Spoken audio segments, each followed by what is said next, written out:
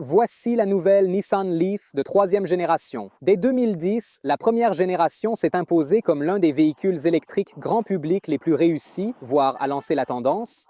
Le monde a beaucoup changé et le marché des véhicules électriques est méconnaissable. La nouvelle Nissan Leaf peut-elle rivaliser? Je suis AJ, vous regardez Autogeful et plongeons directement dans le design avant. Pour moi, c'est un peu une occasion manquée, car cela ressemble énormément à l'Aria, à mon avis. Et tu sais, la nouvelle Micra électrique conserve toujours ce design Micra. Mais globalement, objectivement, c'est un modèle qui a du style. Le logo Nissan éclairé ajoute vraiment une touche sympathique à l'avant. Les pare-chocs sont également très élégants et modernes. L'aérodynamique, bien sûr, est essentielle pour les véhicules électriques. Et la nouvelle Leaf est également extrêmement profilée lorsqu'elle glisse dans l'air. Qu'en pensez-vous de ce design? Laissez votre avis dans les commentaires. La Leaf repose sur la plateforme CMFEV, partagée avec ses cousins Renault, ainsi que la Aria plus grande, mais ici elle est un peu plus petite avec 4,35 mètres de long. Vous avez des jantes de 18 pouces en série, avec en option des alliages de 19 pouces disponibles. J'adore vraiment ce design de rayon très cool et décalé, mais il est important de noter que les jantes de 19 pouces sont également équipées de pneus en 235, donc elles sont plus larges et cela va impacter négativement votre autonomie.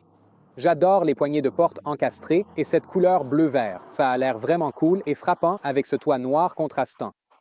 Ce design fastback est aussi vraiment sexy. J'aime cet angle des trois quarts, très rappelant de l'ancienne 300ZX, une bagnole incroyable. Vous allez peut-être dire que les SUV coupés, il y en a tellement sur le marché, et je suis totalement d'accord. Mais je pense que la Leaf regagne quelques points grâce à son design unique. Pour moi, c'est clairement la meilleure partie de la nouvelle Leaf, parce qu'elle a ce spoiler cool et cette bande très rétro juste ici au milieu, et regardez ces feux arrière, ils sont holographiques. Ça, on retrouve une typographie stylée pour le logo Nissan et celui du Leaf, bien visible sur le côté gauche. La partie inférieure du pare-choc est vraiment cool, avec ses différentes nuances de gris dans cette section, et ce diffuseur en bas est également bien net, très soigné et visuellement attrayant.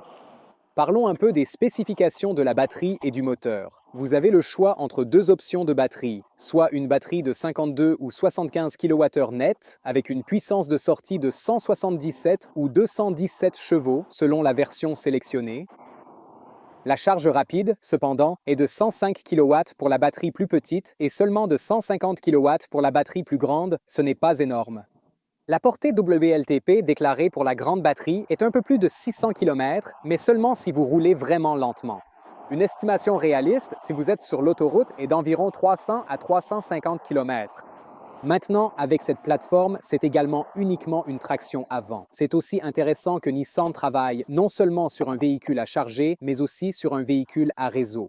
Donc, si vous avez une Leaf chargée, vous pouvez revendre cette électricité au réseau et recharger votre voiture la nuit lorsque les tarifs et la demande sont plus bas.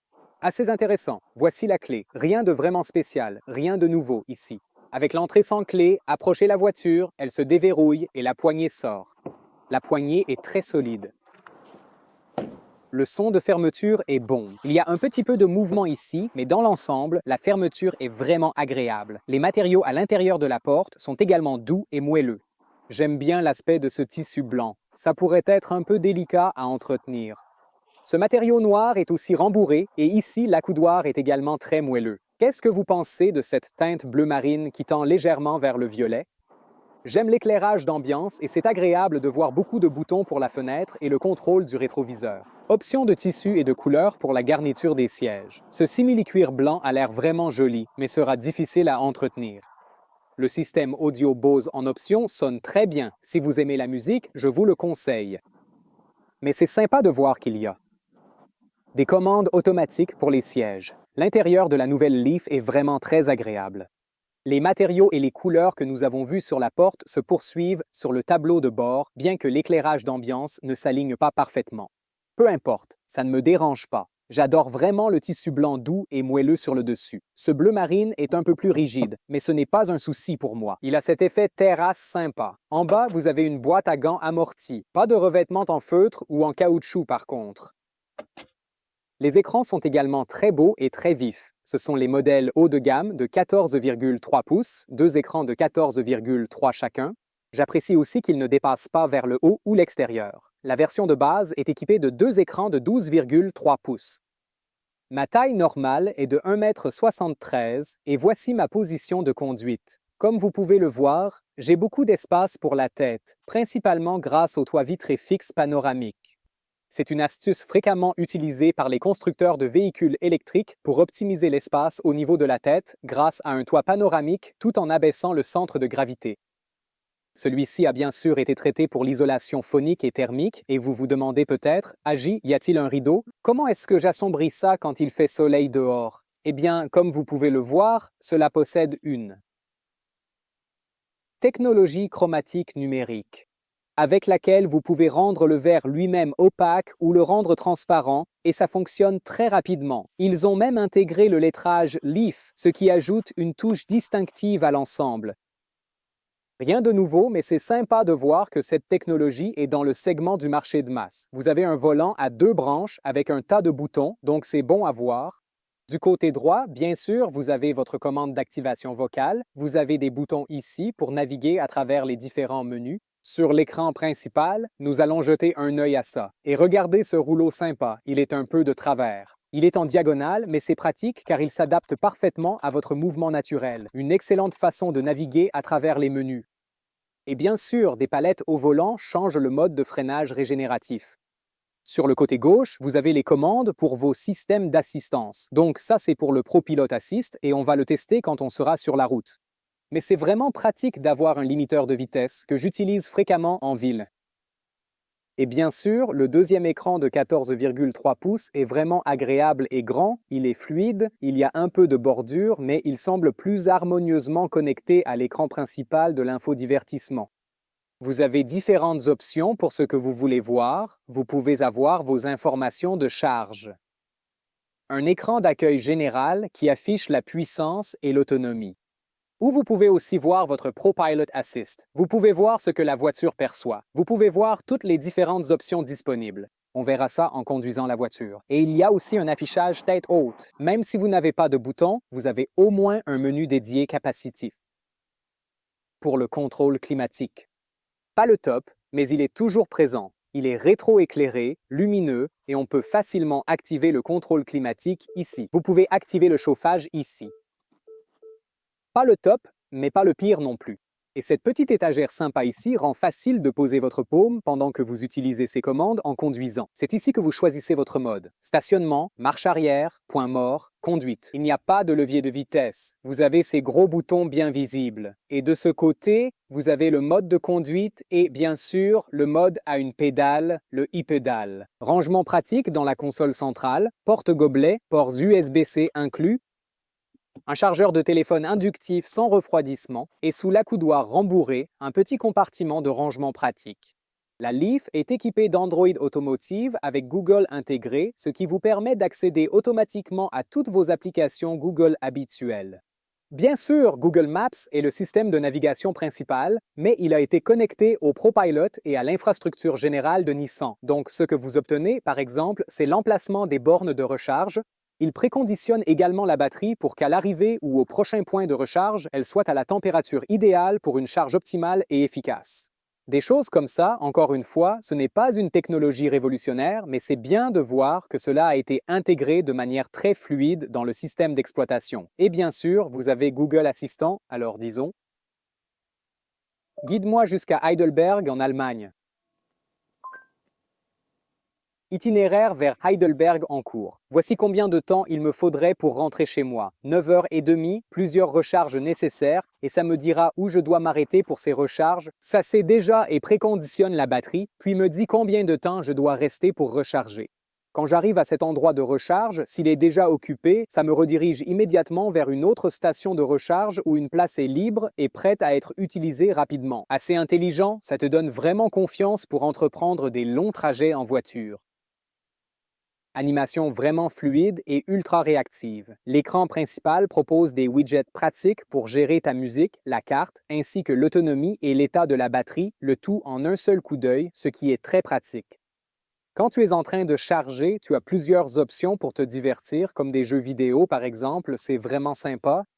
Bien que, je veux dire, tu dois reposer ta main et c'est facile de la reposer ici pour appuyer sur ces trucs, mais il faut faire attention à ne pas toucher le bouton de contrôle du climat. Bouton. Si les jeux vidéo sur l'écran de ta voiture ne sont pas ton style, tu peux évidemment regarder AutoGFuel sur YouTube. Et oui, c'est un système Android Google, mais tu disposes également d'Apple CarPlay, et même Apple Maps sera projeté directement sur l'écran du tableau de bord du cockpit. Alors, comment se comporte la banquette arrière de la Nissan? Eh bien, ma taille est d'1,73 m encore une fois. Ce siège est ajusté à ma position de conduite, même celui du passager, à peu près comme je préfère m'asseoir. Et assis derrière moi-même, je tiens. J'ai donc un peu d'espace pour les genoux, je peux glisser mes pieds sous l'avant, je peux relever un peu le siège, et ça rend la chose un peu mieux.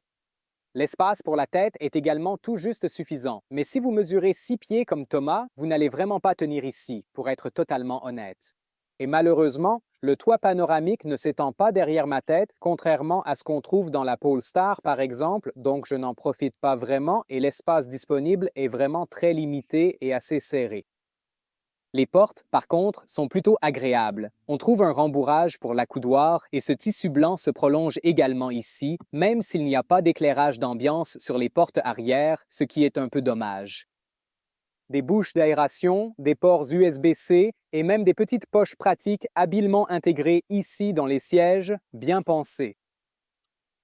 En parlant des sièges, vous avez ici aussi des points d'ancrage ISOFIX pour les 2 sièges extérieurs, bien que ces rabats s'ouvrent simplement, et oui, la qualité de ces clips ne semble pas être exceptionnelle, et il y a de fortes chances que vous finissiez par les perdre.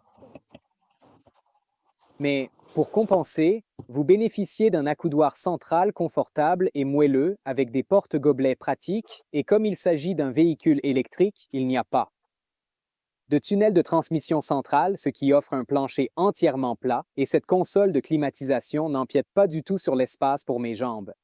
Donc, s'asseoir au milieu n'est pas trop mal non plus, mais oui, c'est un peu les genoux qui remontent.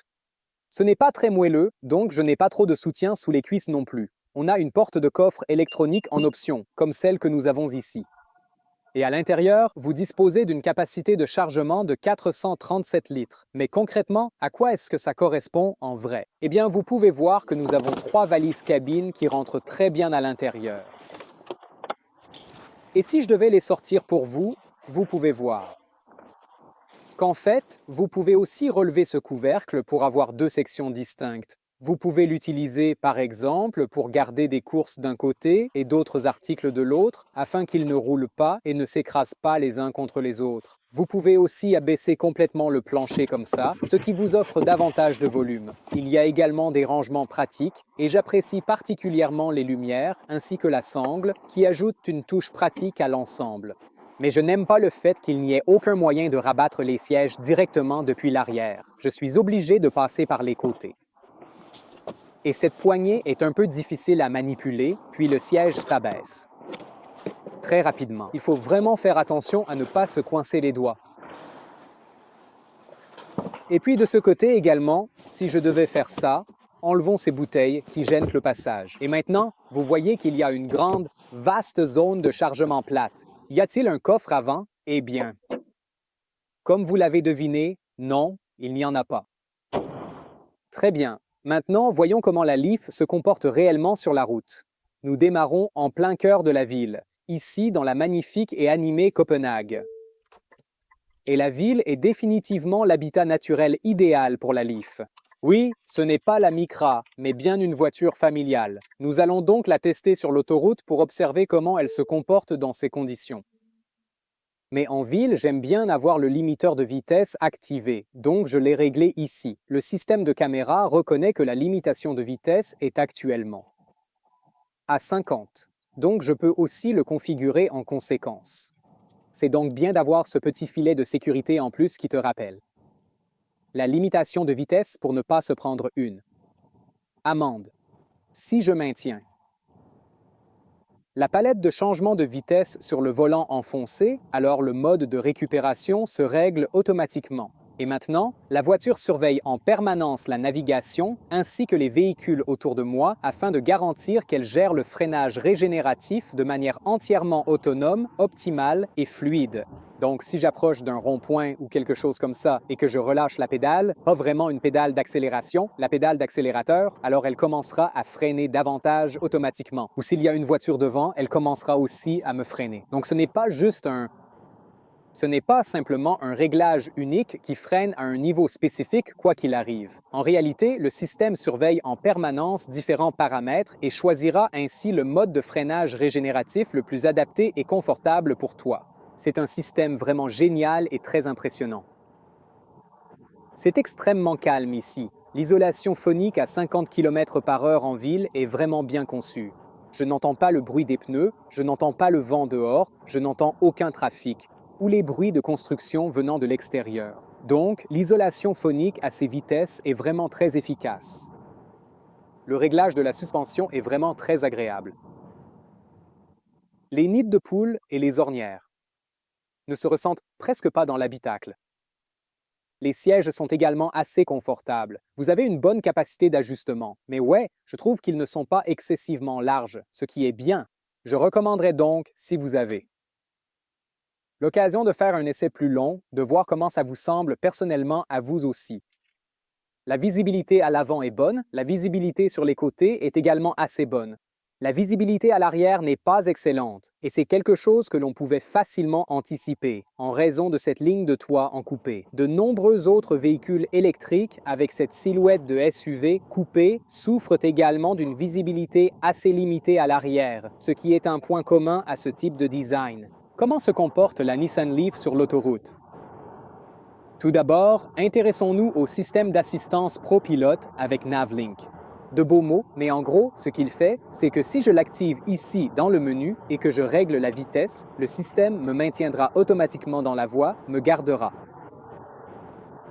à une distance confortable et sécurisée tout en assurant une conduite fluide. Une distance de sécurité avec la voiture devant. Il surveillera les panneaux de signalisation pour ajuster automatiquement la limite de vitesse et, comme il est connecté à ma navigation, il sait aussi, par exemple, si j'approche de ma sortie, il me ralentira ou si j'arrive à un rond-point, par exemple, ou même des choses comme nous l'avons dit plus tôt, préconditionner la batterie pour qu'au moment où j'atteins mon chargeur, elle soit à la température optimale. Comme maintenant, nous sortons d'une zone limitée à 80 pour passer à 110, le système a détecté cela et adapte la vitesse en conséquence sans que j'aie besoin d'intervenir. Avec juste un bouton, je passe de 80 à 110. Je peux aussi voir très clairement sur l'écran ici ce que la voiture perçoit, donc les véhicules devant, les véhicules sur le côté aussi. C'est quelque chose qu'on remarque également chez d'autres constructeurs. Bien sûr, Tesla a été pionnier dans ce type de vue. Ce n'est pas aussi intelligent ou détaillé que celui de Tesla ou même l'assistant de conduite de VW, mais en pratique, quand il fonctionne, il me donne une bonne confiance. Il maintient une distance de sécurité à l'avant. Il se gère très confortablement en restant parfaitement centré dans la voie sans aucun souci. Il ne fait pas des allers-retours entre les bords de la voie. Et oui, il vous procure vraiment un sentiment de confort lors des longs trajets. Le bruit n'est pas trop gênant non plus. On perçoit un peu plus le bruit du vent maintenant. Le bruit des pneus est vraiment très faible, donc c'est surtout le vent qu'on entend et ce n'est vraiment pas trop gênant. Les sièges ne sont pas très confortables sur de longues distances. La base est un peu courte selon moi. Et en général, je pense que vous devriez faire un essai routier plus prolongé pour vraiment évaluer comment ces sièges s'adaptent à votre taille et à votre morphologie personnelle, pour voir à quel point ils sont confortables. Mais oui, dans l'ensemble, avec ce système d'assistance à la conduite sur l'autoroute, vous pouvez vraiment faire de longs trajets. Très confortablement. Voyons comment la Leaf se comporte sur la route. Je commence dans un petit village ici, un endroit parfait pour évaluer la maniabilité et la simplicité d'utilisation au quotidien avec la Leaf. J'ai une assez bonne visibilité maintenant pour accéder à cette rue principale depuis cette intersection. Le volant est léger, le rayon de braquage n'est pas trop mal non plus. La suspension est, je dirais, européenne, ce qui n'est pas forcément une mauvaise chose, mais elle est un peu plus ferme. Et là, je vais passer sur cette bouche d'égout ici. Ouais, je le sens un peu. Ce n'est pas inconfortable ou trop brutal, mais on sent vraiment que c'est tourné du côté européen, clairement. Mais ses dimensions compactes font qu'il est vraiment facile de le placer sur ces petites routes étroites. J'adore avoir un limiteur de vitesse, donc maintenant je peux le régler sur la limite de vitesse en ville et je n'ai pas à m'inquiéter de me faire flasher. J'ai activé le mode e-pédale et ça ne s'arrête pas complètement. C'est un mode de régénération vraiment intense. Mais si je désactive cette fonction et que j'appuie longuement sur la pédale, maintenant, ça passe en mode de régénération automatique. Je peux toujours ajuster l'intensité, mais ça va automatiquement me ralentir s'il détecte une voiture devant ou, en fonction de la navigation que j'ai, s'il voit que je dois prendre un virage serré, ça va aussi freiner plus fort en conséquence. Mais oui, vous n'avez toujours pas une conduite à une pédale complète. La visibilité à l'avant est vraiment excellente, sur les côtés aussi, mais la visibilité à l'arrière n'est pas des plus impressionnantes. Cette ligne de toit inclinée, bien qu'elle soit esthétique à l'extérieur, implique que la hauteur verticale de la vitre elle-même reste assez restreinte en réalité.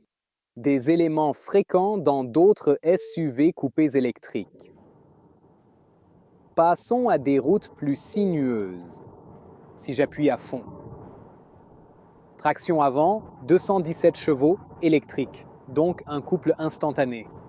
Voyons, est-ce que ça veut dire que je vais avoir encore plus de difficultés à maintenir une bonne adhérence ici, si je ralentis un peu ici, et que j'appuie sur l'accélérateur, voyons à partir de 20. Je dirais que c'est assez calme pour une voiture électrique. Ce n'est pas mal. Je veux dire, sur l'autoroute ou même sur ces routes, si vous voulez faire un dépassement rapide, elle vous aidera. Mais je pense, oui, parce que c'est aussi une traction avant, elle n'arrive pas vraiment à tirer profit de tout ce couple disponible. Donc c'est vraiment un peu plus calme. Si je passe maintenant en mode D et que je le bascule en sport, voyons si ça apporte une différence notable et perceptible. Oui, je sens que la calibration de l'accélération est un peu plus réactive et précise, mais au final, ce n'est vraiment pas ça. La Tesla Model Y Performance, on ne peut pas s'attendre à ce qu'elle se conduise ainsi. J'ai repéré quelques routes un peu sinueuses ici sur cette île, et maintenant, c'est vraiment le moment parfait pour découvrir en détail les capacités dynamiques de la Leaf. Encore une fois, étant une traction avant, nous avons constaté que l'accélération reste atténuée. Ce n'est pas particulièrement vive, mais la direction possède en réalité un poids plutôt agréable. Ce n'est pas trop léger. En ville, il est assez léger, mais c'est bien qu'il sache qu'à environ, disons, 80 km/h ici sur cette route, je voudrais un peu plus, tu sais, de résistance. Et en mode sport, je ne ressens pas vraiment de différence entre les poids de direction, pour être honnête, entre standard et sport. Juste un tout petit peu plus lourd, vraiment une infime différence, mais voilà. Cette voiture n'est pas conçue pour être sportive. On verra bien si une version Nismo sort un jour. Le bas centre de gravité de cette batterie, le fait qu'elle ne soit pas très haute, contribue. À de bonnes manières ici, par exemple sur cette petite route sinueuse, offrant une conduite agréable, stable et précise. Je ne dirais pas que c'est très sportif, mais c'est un bon compromis polyvalent et c'est probablement ce qui compte le plus pour la majorité des consommateurs aujourd'hui. À la fin du trajet d'aujourd'hui, j'ai relevé une consommation d'environ 16 kWh pour 100 km. C'est assez élevé. Ça devrait s'améliorer un peu si tu passes un peu plus de temps à conduire avec, mais en fin de compte, je pense que ce n'est rien de trop exceptionnel en termes de consommation et d'efficacité. Parlons du prix. En Allemagne, un peu moins de 37 000 € pour la version de base, mais tu voudras sûrement ajouter des options et choisir la version haut de gamme complète. Sera facilement autour de 45 000 €. Aux États-Unis, la fourchette de prix est un peu plus basse, entre 30 000 et 40 000 $, donc je pense que cela offre un meilleur rapport qualité-prix. Qu'en penses-tu? Mette tes commentaires ci-dessous. En même temps, pourquoi ne pas jeter un œil à certains des autres tests des nombreux rivaux de la Leaf et à nos avis sur ces voitures? Et dis-nous laquelle tu choisirais.